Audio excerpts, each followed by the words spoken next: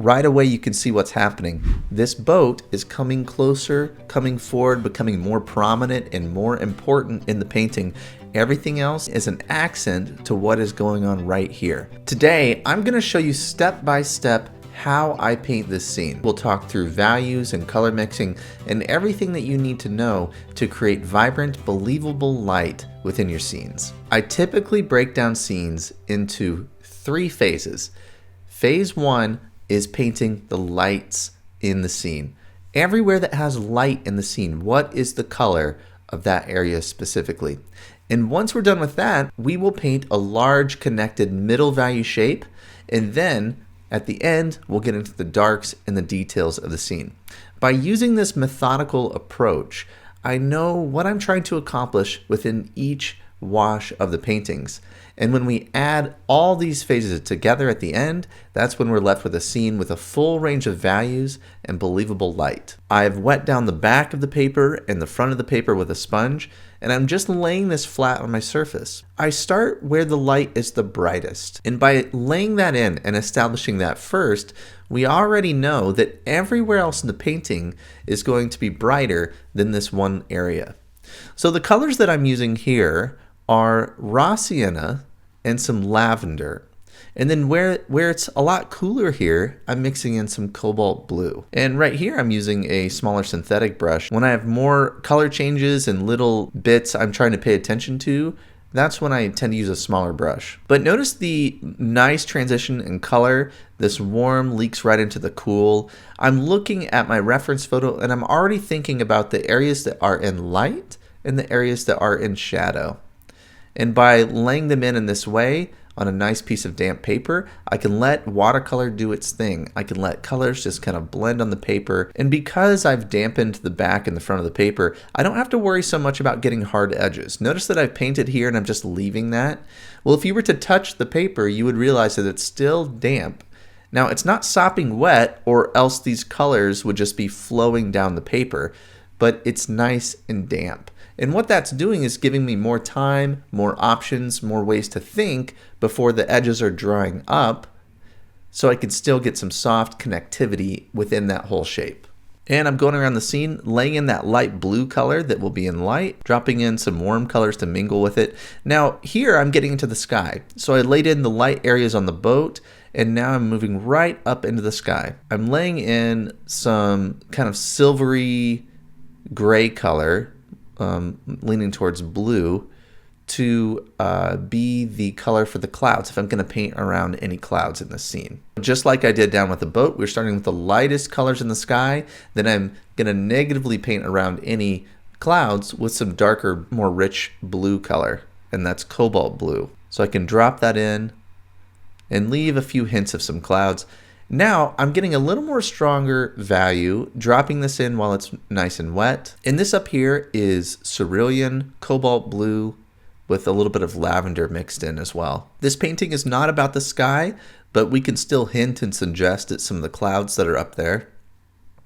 And now I'm coming in with some blue, more cobalt blue and cerulean up here at the top of the sky, but really a nice kind of nondescript sky with a few suggestions of some clouds. That's all I need the sky to be. Really a nice background that is just an accent to the painting. And I want to show you this here. You see these hard edges in the sky? I don't really want to keep those as kind of hard lines. I want to soften those. And what I'm using to do that is a nice clean damp brush and just softening those edges. And I feel like that is more natural looking than having kind of jagged, sharp, cut out clouds. I went ahead and dropped a few little shadows or undersides of the clouds to finish up that sky, and now I'm down to where the water is. And you'll see I'm not going super light. The value of the water needs to be a lot stronger than especially this area of the boat. So we don't want to go too weak on things like the water. And over here I'll be dropping in a little bit of color, and then when we get down here we'll get into the color of the ground underneath the boat and the grasses and all those things. I've been filming and working on this for about 15 minutes, and I was still able to connect into the boat and get a nice soft lost edge. And you'll see here, I'm really thinking about the light that's just going to be left behind in the next wash. So some soft warm tones where the land's going to be cooler areas where the water is. Now, as I get down here where the water kind of ends and it's muddy and there's some dirt, I'm transitioning into some raw umber right into where the water is, so we get that nice lovely transition between cool and warm once again. And I'm dropping in some green, setting myself up for bits of plants and little areas down here. And that is some raw sienna, some cobalt turquoise, and a touch of cadmium yellow for this green. That is what the first wash for the painting looks like. At this point, I let everything dry, and then I come back and paint the middle values. And now I'm back, and everything has dried on the paper. And I'm starting over here on the left side. And I think it's important when you paint the middle value shape to really create a path for yourself. So I'm thinking about connectivity, and by starting over on the left and moving my way around the scene to figuring out what that path is going to be, it can be helpful when you're creating that connected shape. Reload your brush, try to come back to a wet edge when you can. In the last wash, we had the advantage of all the paper being wet.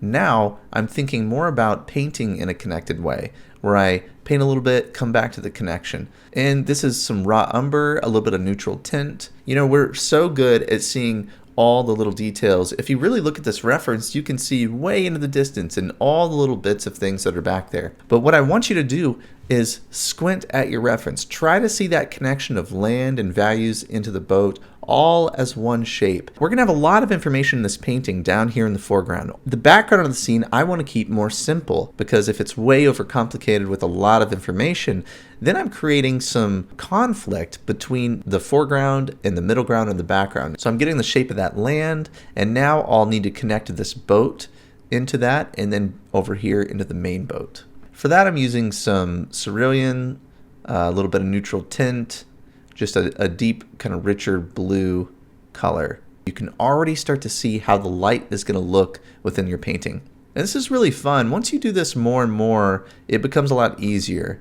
But learning to see the connections, learning to understand that process of what you're doing first, second, and third, that all takes some time. What I found is that learning and coming back to these ideas over and over and over again, they really start to make sense after a while, but you got to get used to doing it. Know that if you stick with that and you really commit to that process, it will get easier the more that you do it. Within this middle value, I knew that I wanted to connect to the ground. I would need more value on and texture here, and just really painting all that where it goes from one color into the next, and understanding that when I need those darks and separations and more information, that can come in the next phase of the painting. I'm painting around this, and I know I want to leave some of these little bits of grass just to make this area interesting enough. Speed that up a little bit. Okay, so I'm trying to really abstract this here. I've laid in middle values. I'm laying in some little more darker, getting in some of the darker, richer values here. Dropping this in while it's wet, some nice lost edges into that. And I dropped a little bit of color. You can see some raw sienna, some cobalt turquoise with cadmium yellow. And now I'm going to go up here and connect this boat a little bit, trying to keep everything loose and abstract. But I know that I want to finish this boat and then connect it down into its own reflection and the water. And that right there is the middle value shape. So real quick, let me walk you through what we did. We started with the distant land and got that in place, connected it into the boat on the right, and now we're connecting it into our main boat, looking at the middle values, painting around the areas of light that we laid in, connecting that together into what's on the ground, and then that's our large connected middle value shape. A lot of times I will just let the paper dry at this point and move ahead on dry paper. I have enough dry areas where I can start working some darks into what I'm doing. So I'm going to go ahead and move forward. And this is fun. This is when you can start putting some of the rigging and other things and little details that bring the boat and the scene to life. The things that we all see right away that we've been waiting to paint until it is the right time. My advice when you get to the darks and details phase of your painting is to start with the focal area first. I want to get this main boat how I want it to look first, and then I can move around the scene knowing how those other areas are going to relate to the main part of my painting. A little more detail and some darks there, a little bit of marks on the boat, some of the texture, and already when we start to work in some of these little texture bits and these lines, right away you can see what's happening. This boat is coming closer, coming forward, becoming more prominent and more important in the painting. Everything else is kind of resting into place as an accent to what is going on right here. But we don't know that if we start working in details all over the scene. Start with your main area first, get your details right, and then expand to everywhere else in the painting. And I knew that the boat would need more shadow on the ground, so I was able to connect that in and paint that still.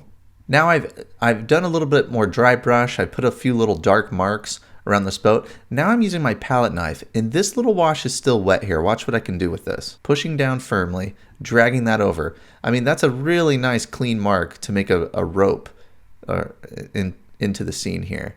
And I'm just accomplishing that through scraping while this is still wet.